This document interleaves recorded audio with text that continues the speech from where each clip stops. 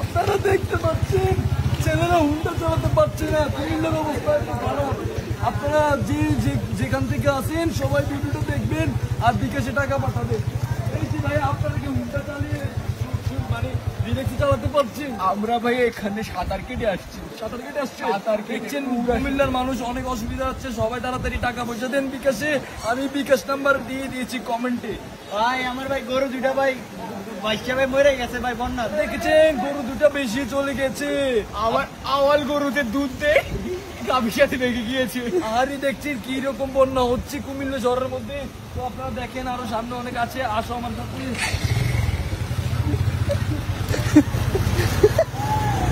ভাই আমরা সামনে যাচ্ছি।